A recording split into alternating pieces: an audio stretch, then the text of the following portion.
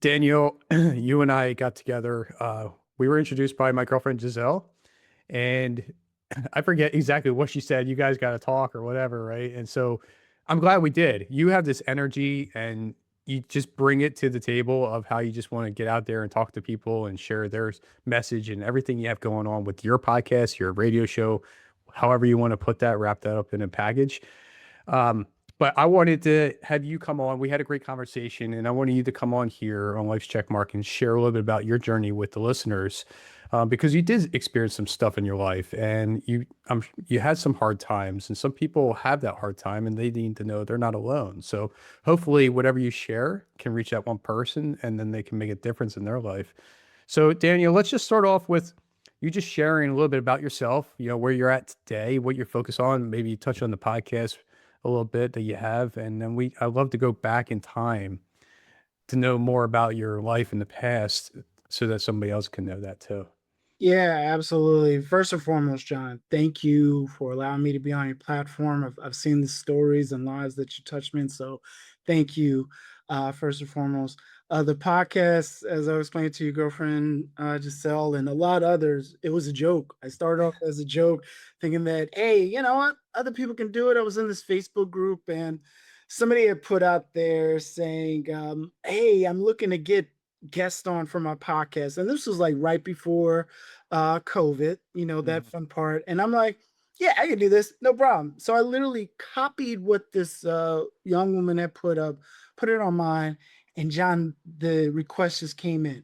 There's no branding. There's no, oh, my, RNG Radio Show's number one podcast. It was just a platform. And as I started getting folks, as I started getting stories, folks' background just pouring in, and I'm like, I think I got something here. So 1,000 comments later, in the summer of 2019, I was like, you know what? I need to brand this and get this out more. So over the years, it has just developed into, hey, who are the folks that got a story? I want them to come on. They don't need to have a business. They don't need to have a service. They've got a product or they're just selling that one t-shirt. That's completely fine. Because I find with the podcast, selfishly, not only am I inspired because I asked the question, how do you keep going? How do you move forward? But others are inspired as well. So I love how I'm working with individuals, influencing individuals, and making that light brighter in other people's world with the podcast, man. But a little bit about me. Um, working a, I am so sorry. There's a hair, so what have you. Anyway, a little bit about me, daytime HR. I've been doing it for about 15 years now, staffing and recruiting. What's on the side of that as far as my additional hats? Artists. I just released my third album the early part of this year. I am a resume writer, but a horrible resume writer because I don't like to charge people because there's ChatGPT, there's Copilot, there's Claude, there's Google, Gemini. And I usually tell folks, hey, this is what I'm going to do with your resume. I'm going to take what you have, I'm going to throw it into ChatGPT, and then you're going to tell me the type of job that you want, and I'm going to mirror that and make the tweaks. And usually folks just run with that, and I tell them, hey, come to me, for that career pathway advice. So with that, it's been more so of a consulting on the resume writing side. And in addition to that, I am seeking law school, which I can't wait to get into more with you because I was in law school, John. I got academically dismissed from law school, and will be going back. And I was looking forward to this day because I wanted to describe the emotion of because I was not confident. I was not confident in any way, shape, or form when I was telling you, John, that yeah, I'm gonna be taking my LSAT in June. I didn't know what I was doing. I didn't know what I was going. I'm trying to think. I'm like, maybe this isn't the right pathway. Maybe I shouldn't. Maybe I should be going back, what have you. And I'm confident to say that, wow, this is gonna help others. Plus the slew of LinkedIn graduation pics from those that I have seen that I did connect with in school, seeing them cross that finish line. So what did I cover? Music, the podcast, law school, and the resume writing. That's all I got right now. and I'm also learning 7 languages on the side, which is 15 minutes a day. I have a day for each language, but that is a lifelong. So not now, but in the 30 years, 40 years, as long as God continues me on this earth, then I'll be that expert. But until then, hola, bienvenue, and salud. So, Very me in a nice. nutshell, John, Yeah. What's the reason behind the seven languages? Batman. Not gonna lie, John. It is all about Batman. I was doing some crazy research because for those that don't know, Batman is a fictional character. He is not real. But you have this fandom and folks are throwing stories and I was looking it up because old friend of mine is like, yo, forget being Superman alive. Let's be Batman. It's like, yeah, I can see myself being Batman. So I'm like, does is Batman a polyglot? Like, does he know more than one language? And some Google research fan was like, yeah, obviously 22 languages he knows. And they listed them. They listed the languages that Batman knows. And I'm like, well, I'm not trying to learn 22. And then there's 7 days in a week. Um, so originally I was doing Monday Spanish, Tuesday French, Wednesday Italian, Thursday is Mandarin Chinese, Friday's Japanese, Saturday's Korean. Sunday, for whatever reason, I was looking at Hindi because I saw a couple of movies in Hindi and I'm like, oh man, I just want to grasp this whole. But I realized I'm like, let me pace myself. So for the time being right now, Sunday is kind of like that restart to the week, in which I'm actually looking at Spanish. So Sunday and Monday are Spanish, and the rest are, as I mentioned. All right. And so what are you using to learn that? It's really to connect people, John. No, no, no, like what platform or what Oh, you Duolingo, Duolingo. There is a special for those that don't know. There's like a 30-day trial.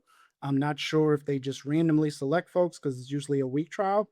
But yeah, utilizing Duolingo, as far as just 15 minutes a day learning that language. Yeah, because as you know, I need to learn something too. Maybe, Yeah, maybe. a little bit. All right. No, that's awesome though. It's just something just out of passion, right? You just want to Yeah. say I know it, not that you have to go ahead and help somebody with a language or anything. But who knows? It might take it down that path, right? Yeah, and it's So, happened a couple of times, where I'm picking up and supporting folks, especially Spanish, mhm, because I know that's just changing the world. So I just want to be able to help people, and if I can't communicate in my native tongue, if you will, English, I want to be able to speak to them and help support them because I see a lot with resumes.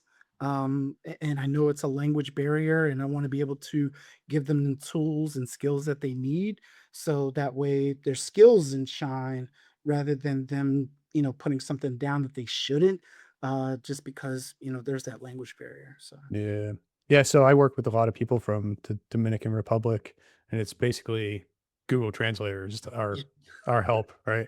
say Um, this. yeah, it works. So it's a good way to make things happen. You are wearing a lot of hats. I like to go in a little bit on the artist part. Like, what is that? Was that something a long time ago you started with, and why are you doing that? Yeah, so it actually started, for those that don't know, I am past 40 but won't say the age. uh 13 years old.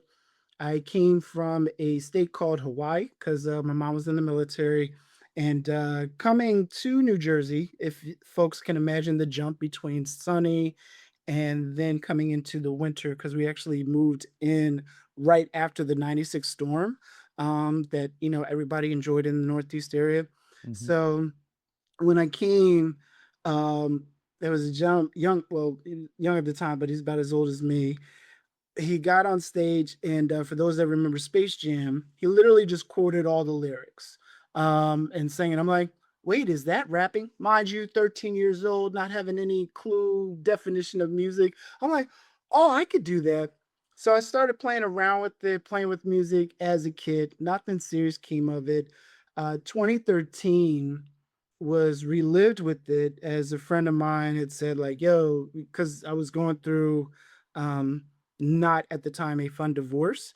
It's fun now because it's over and I got the greatest love of my life. But going through the divorce, he was like, you got to write stuff out, you got to put stuff out there. So at the time, doing diss records, if you will, against the person I was married to turned into like, hey, wait, I can actually probably make music out of this. Fast forward, nothing happened. 2024, I'm hearing the crap that's on the radio and throughout the world, and I'm like, there's got to be a change. And there was always this limit, if you will, with hip hop, rap, and R&B that it's like, hey, if you get past a certain age, that's it. And I forgot which artist it said, but it's like, no, it's music is forever, hip hop is forever, country music is forever. So I just dabbled in, just wanted to express. It's definitely a release, an emotional release, because I'm putting my creativity into something that I could just go back and listen to later. But more importantly, the reason for the music is that the main audience is me. A lot of what I put down is really just a self reflection to me talking to me, and then just being able to share with the world. Yeah, that's cool. And so I'm curious, right? I'm Yeah. personally curious here. How are you managing to do all this stuff, right? And this is just like 4 or 5 things you listed so far. I don't even know what else you might be doing. But seriously, like, how are you structuring your day-to-day plan? So it's kind of like the days of the week. I was listening or read an article on, CEOs' best practices, and they have their day themes, if you will. So they have a day for accounting, a day for inventory, a day for marketing, a day for sales. And I was applying that pretty much to my same life. So Fridays is Music Fridays. So tomorrow, and spending 20 to 30 minutes. Have already done a lot of side tangent, if you will, during the day because I got the benefit of working from home. But so during the lunch hour, it's like, hey, I'm practicing putting something out.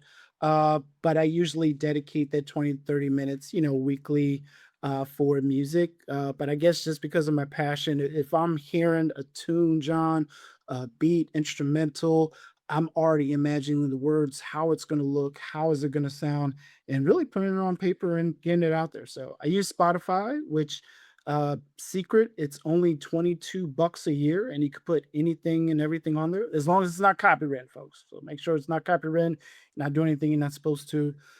Because my original thought, thanks to the love of my life, was, oh, I'm gonna take industry beats that are already out there, sing rap country over that, and then put it out there. And my wife's like, you do realize. I'm like, no, no, no, but hear me out.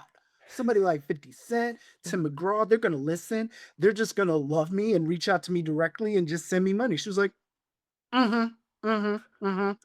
Why don't you use your own instrumentals? I'm like, I guess I could do that. So a lot of what I had already kind of built, lyric wise, if you will, I just put it on beats that I had purchased or freebeats.io, ladies and gentlemen. It was just pretty much a site that all you got to do is download and support, or excuse me, support first, download the beat, and you actually are given a copyright claim that you can use to say, hey, this is my beat and I could use it as well. So What was that again? Free B what? freebeats.io. Okay, that's a new one for me. All right, this conversation is doing pretty good here. I love it. This is awesome. So, all right, you share with us how you're structuring your day-to-day tasks and stuff, and I love that part. To help other people get to where you are today, I know mentioned you navigated through a divorce. If you want to dive into that, you can. If that you feel like that's the worst that you probably dealt with, or if there's something else you might have felt like that was just crushing along the path to get to where you are today, if you want to touch on something like that, I would love to have that. Yeah, I think it's always going to be more than that one. I'll say the divorce made me stronger and gave me a better perspective as far as who I am. The reason why I say it's happy now, because going through it, going through the ups, downs, left and rights, it was always a blame game. Hey, she's doing this, she's doing that. I'm not doing anything wrong. She's the one doing everything wrong. And it switched to, what am I doing wrong? What am I not doing, as a husband, as a man, in this relationship? So, and it was 50-50 split, in regards to blame and fault. And I realized, the more that I centered myself and realizing, like, as long as you're doing better and becoming better, then you will be better. I know it's kind of really cliche, but going through it helped me get, to the woman that I love today. And I'm glad that I did go through the ups and downs. I know a lot of folks are probably, and I know a couple, going through that divorce, going through those trials and tribulations, the arguments, the screaming in front of the kids. I've been there, I've done that. But at the end of the day, when you can just look at yourself in the mirror and say, how am I becoming better after this? Opens up so many doors. That was one pivot. The other pivot was right after the divorce, being homeless. I was sleeping in a car for about a few months. My son didn't know anything about it. The only person that really didn't know was a close friend of mine, and was like a sister to me. And when she found out, boy, oh boy, she was like, "No, you're not. You're not living in your car. You're not doing that at all." Because I had an amazing routine. Because my job thought that I was always on time and just the greatest attendance ever. Little did they know, I was parked right around the corner, sleeping in the car. Thankfully for Planet Fitness, free showers. So everything, worked out in its favor when it came to that. But even the pivot for that, for me, was realizing like it was then. I'll say this: my lowest point sleeping in the car was actually my highest point. I had a good Mm. reflection on life. I had a good understanding, and I was making way less than I'm making now. Bills were stacked high, overbearing. Credit score was probably shot to bits. And looking back, I'm like, you know what? I'm kind of glad I did experience that. Because I'm able to share it. I'm able to share like, hey, there's the light at the end of the rainbow, that light at the end of the tunnel. You can actually get to it. It's not that far away as you think it is. Um, and then the last pivot, I'll say it was law school, man. Think of it this way, John. Your first semester, it's just excitement. Like, what? Future lawyers, we are here. I made it. You're gonna be attorney. I'm gonna be attorney. You're gonna be attorney. I'm gonna be attorney. You're gonna be attorney. We're all gonna be attorneys. I can't believe it. So that excitement and rush the fall semester was just getting used to that. Oh, I'm on that pathway.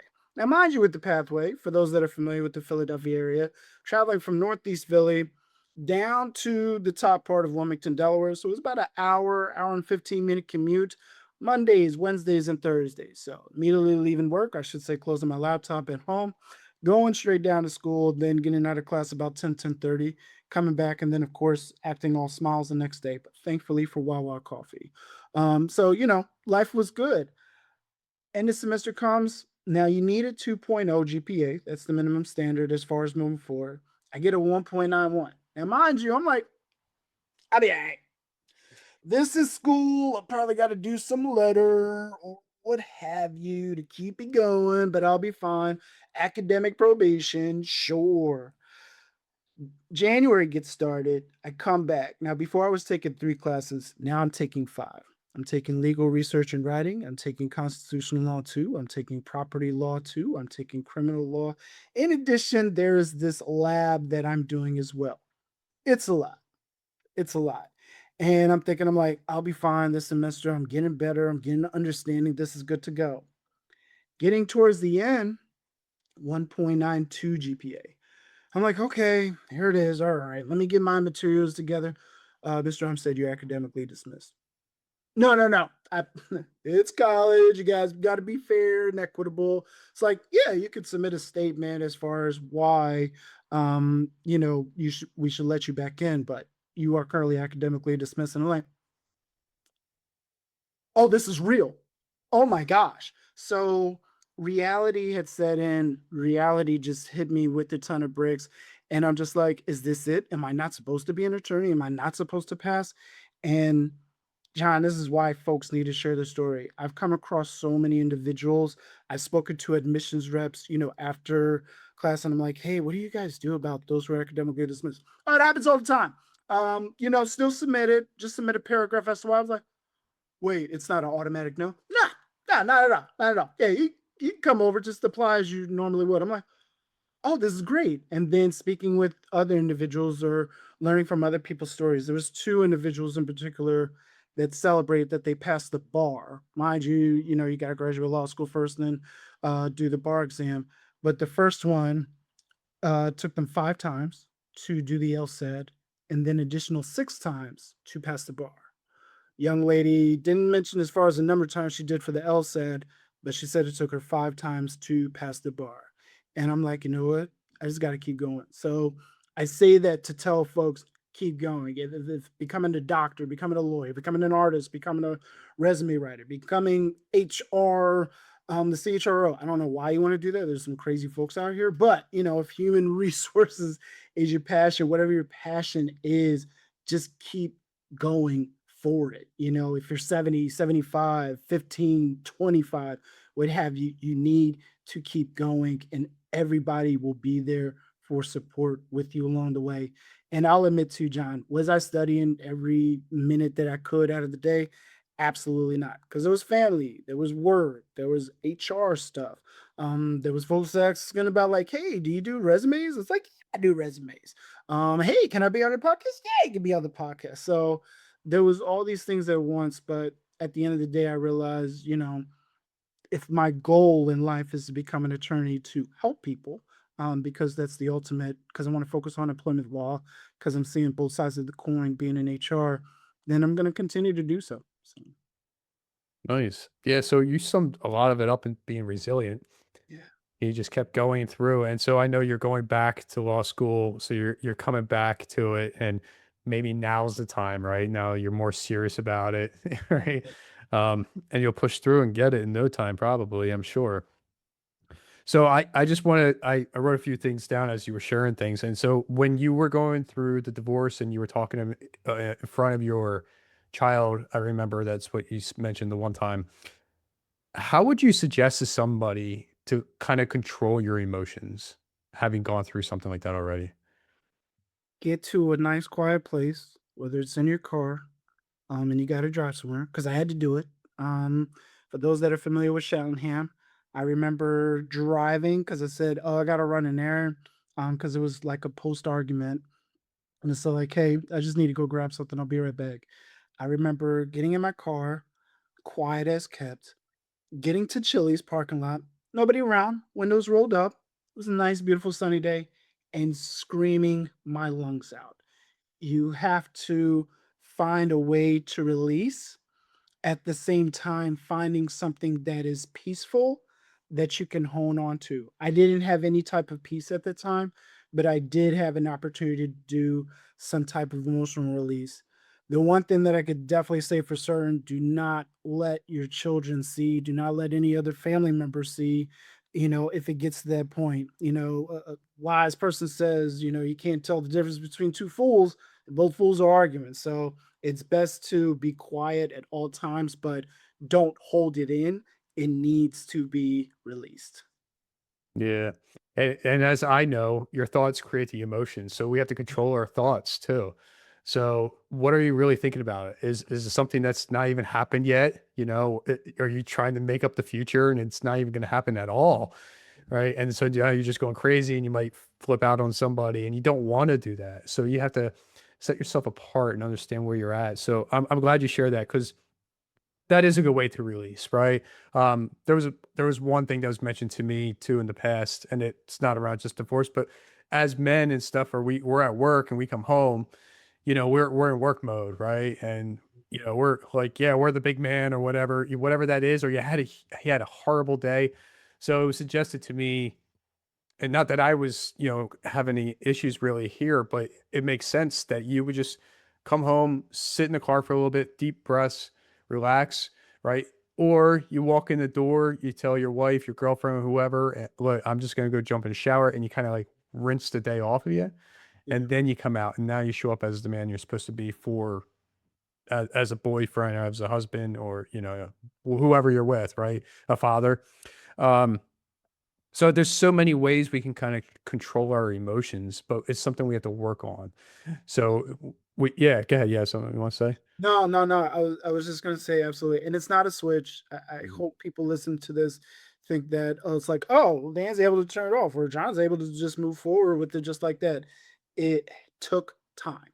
Yeah, It took time. it does. And unfortunately, it's those life changing experiences that usually give you a wake up call. Like, Mhm. oh, I have to handle this a little bit differently.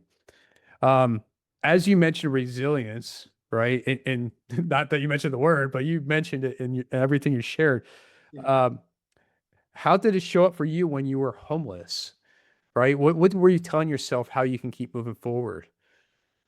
The crazy part, John, I didn't. It was, I just thought this was the routine. I swear I probably would be still in a car had it not been for, my friend who would call my sister to pull me out of that situation. I thought my life, because it was post divorce, their courts are saying like, oh, well, you still owe alimony, you still owe child support, you still owe this. And it's like, what? And I'm dealing with $7 in my pocket on a Tuesday, making $20 an hour, having to pay $1,000 a month in the support fees and all. And I'm like, all right, I guess I'm just gonna move forward and just do this and see where life takes me. Um, but it was, yeah, she really just pulled me out of it. So I know that people don't have that lifeline, outside of God, of course, but it's, you gotta talk to somebody, I think the resilience that brought me through it was just connecting with someone. Not so much that they understood my story, it was just that it's like, "You can't be there because I see something in you that shouldn't allow you to be there." So, um, yeah, they just, if you're listening, you listen in a car or wherever you're at, homeless shelter, find that person that you can connect with to uplift you, because folks see your potential. Folks see it. And the only way that it can be expressed and brought out is you got to take that first step into it. So, Yeah, no, that's perfect. And so when folks see that potential, you guys separate yourself from the other people that don't want you to have that potential, right. right? And so, this one person, your friend, your sister, you call her, saw that.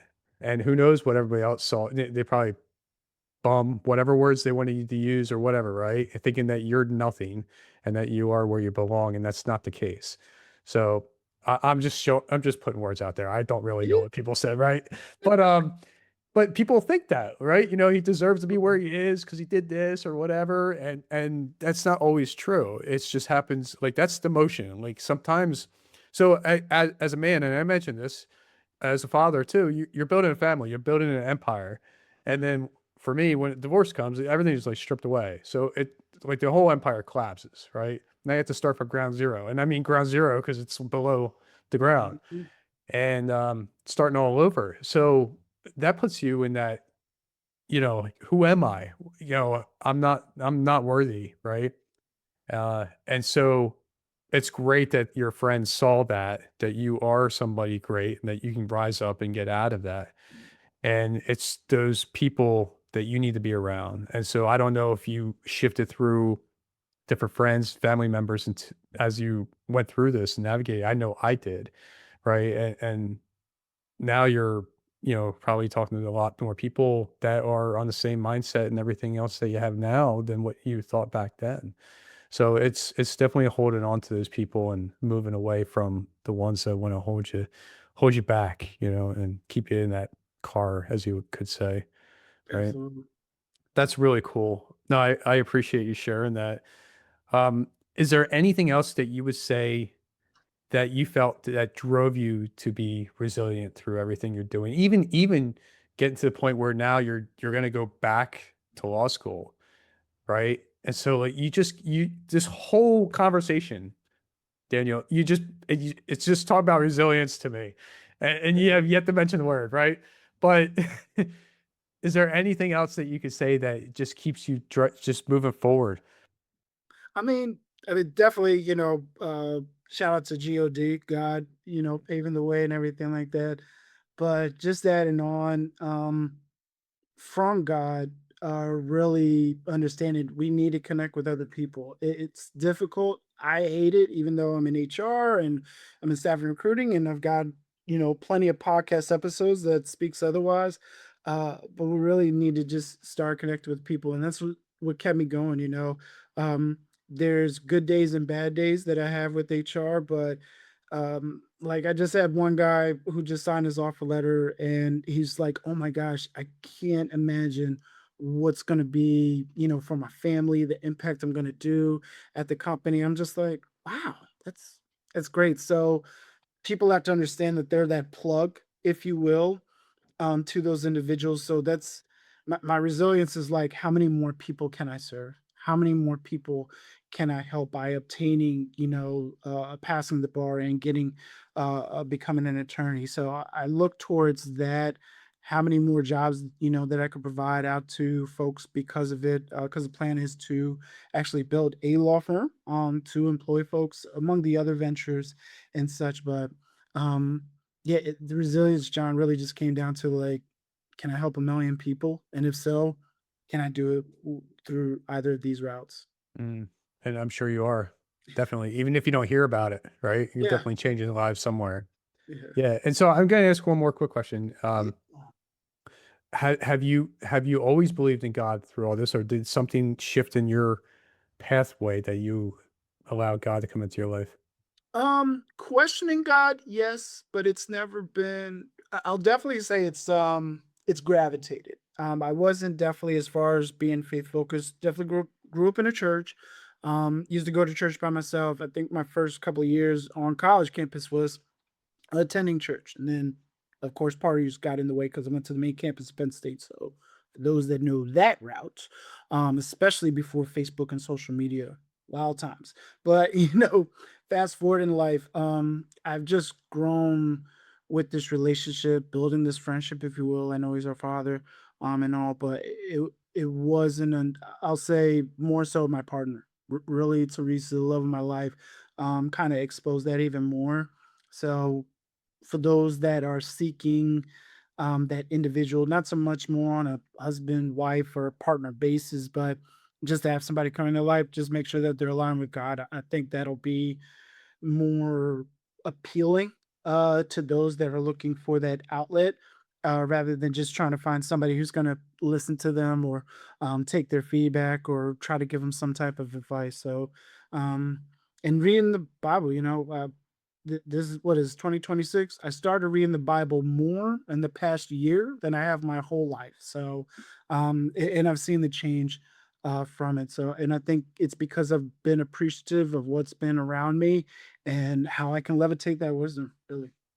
Nice. Thank you. Thanks for answering that. Yeah. So, would you love to share with people about your podcast, how people can connect with you, anything you do to help serve others? Yeah, absolutely. I think the quickest way is just going straight to the website, danielumstead.com. Everything is on there from artists to resume writing to, oh, one thing I forgot to mention, John, because I'm horrible at it, part-time real estate.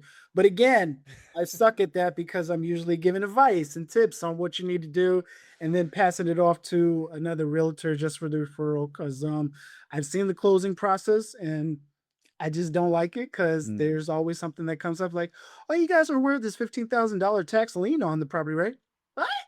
What do you mean? No, we're here, but we're at the end. That's it. That's it. We're not supposed to do anything else." So, no, I'm always there for support. But even if somebody wants to just schedule 15 minutes because they need some motivation in their life, I'm there for that as well.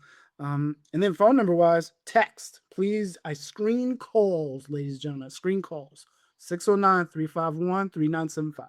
Text me anytime. The missus sleeps right next to me, so don't be crazy with it, but feel free to text. I'm happy to provide moral support or share a good word. Awesome. Thank you. And so I have one more quick question I ask everybody at the end. So, what are three key things you've learned and used along your journey? Three key things. First being understanding who you are. The second being, and I'm stealing this from Matthew McConaughey when he was doing a speech, what does the 10 years from now look like for you? Who is that individual? Who is that person? And then three, it kind of goes with the first one. Love yourself. You have to, I think the priority is you. The first is identifying who you are. That third one is loving who you are and all flaws. If you got a little flab, you got a little fat, hey, love it. Love it and shake it off. If there's something that you're trying to learn and you don't feel too confident in knowing what it is, Google, Chat GPT, Gemini, everything is out there for you, but you have to love yourself in order to identify with yourself. And then I think once you have those two, seeing what your life is like. I always ask this question when I'm talking to candidates, even when they're not strong fit for the position. I always ask them, "Hey, it's 2026. What's that career for you in 2031?" So if I'm asking folks who I barely know and probably not even qualified for the role, um, you should be asking yourself that as well. Like, hey, what does 5 years look like from that for me? Because I see that career pathways track wise that 5 years is a huge different folks. Shoot, tomorrow's going to be a huge different for folks. We're staying with the cool weather, but I think when you have that plan, that goal, listing things out, you'll be appreciative and get there that much quicker. Yeah, thank you. And so the Matthew McConaughey thing, I think that was about being a hero, right? You're your own you hero. would, yes, exactly, right. Yeah. Yeah, yeah, and it's like, yeah, 10 years. I'm doing a Uh-huh. whole pressure, by the way, John. Yeah, 10 No, years I thought it was real. back, and then 20 years, I became my own hero, and this is where I am today. So, yeah, No, yeah, I do remember seeing that speech. I do like that. I like how he put that into words like that. But no, they're all great. I appreciate sharing all that. Daniel, I appreciate you coming on and reaching out to the audience that gets to hear your story, your journey, and hopefully they can, make some change in their lives with what you had to share. yeah, absolutely, John. Thank you again so much for the opportunity, man. Absolutely.